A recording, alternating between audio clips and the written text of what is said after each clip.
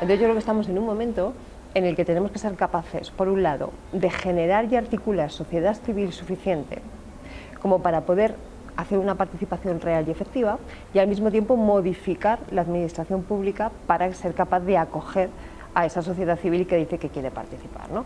Por eso me gusta la expresión de hackear la política, porque en el fondo es meterte dentro de la política y empezar a plantear nuevos lenguajes, nuevos procesos de toma de decisiones, nuevas dinámicas, o sea, es decir, nuevos sistemas, en definitiva, que cumplan esa máxima que es que sean aptos para acoger demandas de participación.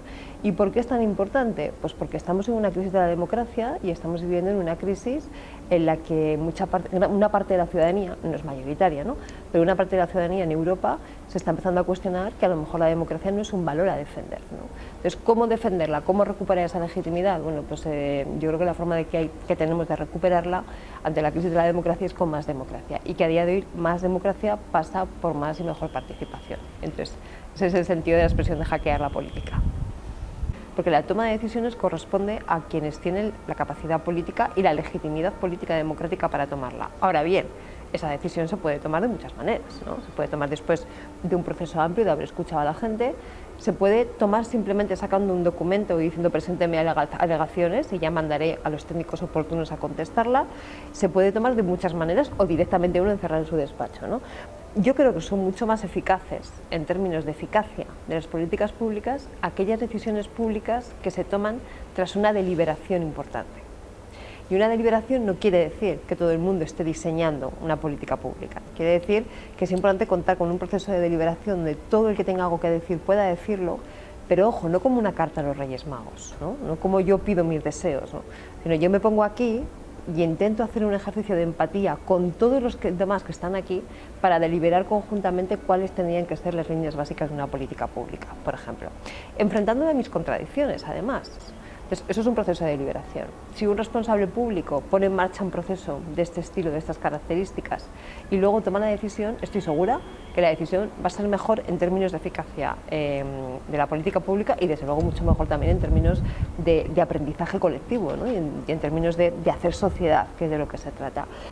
Y que la democracia implica mucho trabajo, ¿no? Implica horas de esfuerzo, horas de participación, horas de formación, horas de formación también, y de alguna forma tomar esas decisiones de una forma que nos enriquezca a todos. Entonces yo creo que esto, por eso hablamos también de hackear la política, porque es empezar a ampliar los límites de eso que llamamos democracia, ¿no?, y empezar a ver que no consiste solamente en el voto ni solamente en la toma de decisiones, sino que consiste en el proceso previo a la toma de decisiones y, ojo, después, muy importante, una vez que se toman las decisiones y se ponen en marcha las políticas que haya que tomar, ¿qué pasa?, ¿no?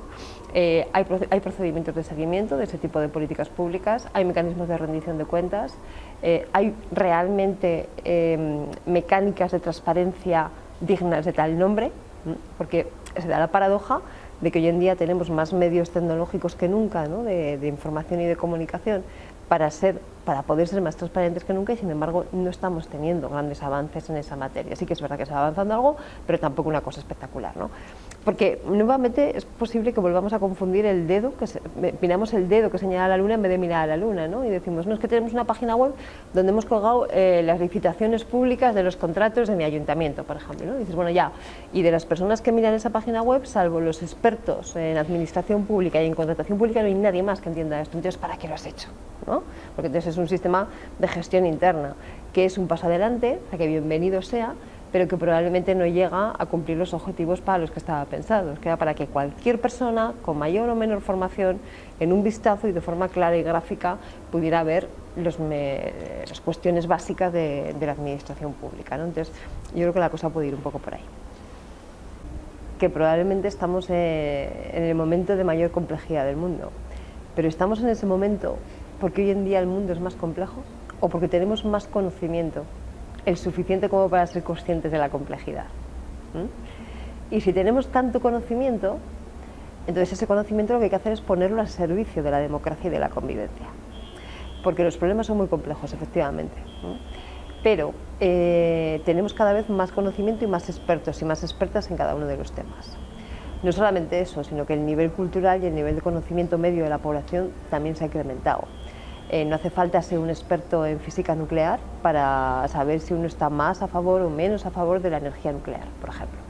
O no hace falta ser un experto sobre las cuestiones de los transgénicos en la alimentación para saber si a uno le generan mayor o menor confianza. Lo que sí que hace falta es tener, primero, una base cultural, una base educativa, que yo creo que en España hoy en día se ha mejorado muchísimo, como para poder formarte un criterio, y en segundo lugar, tener a buenos especialistas que te argumenten y que intenten facilitarte esa complejidad. Eso no quiere decir que te simplifiquen, ¿no? Yo creo que aquí la clave está en intentar hacer de lo complejo, intentar encontrar en lo complejo explicaciones sencillas pero no simples, que son bien diferentes. ¿Qué ocurre? Que cualquiera que haya tenido que explicarle algo a alguien, cuando hay que explicarle algo a un niño, cuando hay que dar una clase, cuando hay que dar una conferencia, cualquiera sabe que para explicar de forma sencilla algo hay que saber mucho de ese algo, ¿no? Pues esto es un poco eso, ¿no? Para explicar bien los pros y las contras de la energía nuclear a personas que tienen criterio, que tienen sentido común, pero que no son expertas en energía nuclear, hay que saber mucho de energía nuclear, ¿no? Para hacerlo de forma sencilla y asequible. Yo creo que necesitamos de ese conocimiento, necesitamos de expertos, de expertas y de un conocimiento al servicio de la democracia. Y eso implica que ya no vale con, en un ayuntamiento, por ejemplo, tener un arquitecto o un equipo de arquitectos que hagan una planificación urbana, que hagan un plan general de ordenación urbana de acuerdo a todos los requerimientos técnicos, que sea impecable. Ya no vale con eso. Lo que necesitamos ahora mismo es tener a buenos equipos de arquitectos que trabajan junto con economistas, sociólogos, psicólogos, historiadores, etcétera, para generar conocimiento de forma que sea accesible al conjunto de la población de ese municipio.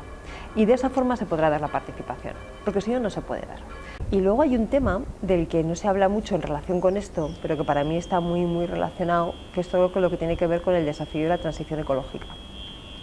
La transición ecológica nos supone repensar nuestra forma de vida de arriba abajo, nuestra forma de relacionarnos entre nosotros y con el planeta.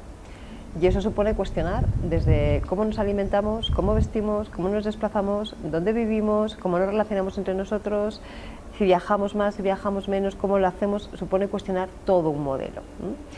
Esa transición tan profunda y tan grande, fíjate que está coincidiendo con esto que hemos hablado de la crisis de la democracia.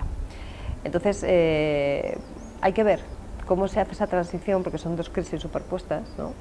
Hay que ver cómo se hace esa transición de forma participada, de manera que la democracia salga fortalecida y no salga perjudicada encima. En buena medida la crisis de los chalecos amarillos, que es mucho más compleja, pero una parte tiene que ver con esto.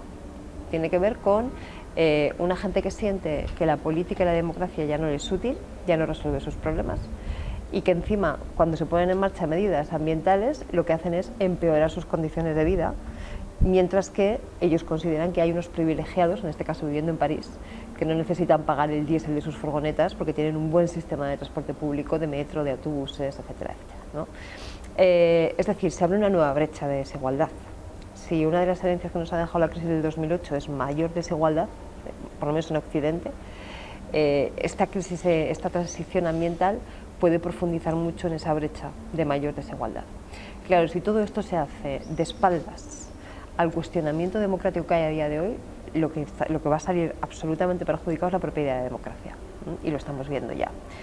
Porque además la transición ecológica no se puede frenar, es una cuestión de supervivencia, nos estamos asfixiando a nosotros mismos. Entonces, si queremos que la especie sobreviva en el planeta, esa transición tiene que ponerse en marcha sí o sí. Claro, se puede hacer con procesos más democráticos, más participativos, que nos ayuden a profundizar en democracia, o se pueden hacer al margen de esos procesos, de manera que la que salga realmente perjudicada sea la democracia, ¿no? Entonces, bueno, a mí me parece que es un tema que cruzas las dos crisis y estamos ante un desafío monumental. El caso de lo que ha ocurrido en Francia estos meses es muy paradigmático, ¿no? Después de esa crisis de los chalecos amarillos, Macron decide hacer una consulta al conjunto del país y monta una serie de debates, con un resultado bastante incierto y con un proceso que supongo que se podría haber hecho muchísimo mejor, pero qué curioso, ¿no? Que que nada menos que en la Francia de la Grandeur, ¿no? Y con todo lo que es el Estado francés y con todo lo que es Macron además, en un momento determinado de crisis ambiental, se plantee, bueno, y de reacción a esa crisis ambiental, se plantee que lo que hay que hacer es buscar otras formas de debate, de deliberación o de procesos de toma de decisiones. Entonces las dos crisis están coincidiendo y probablemente en el encuentro de esas dos se esté jugando mucho.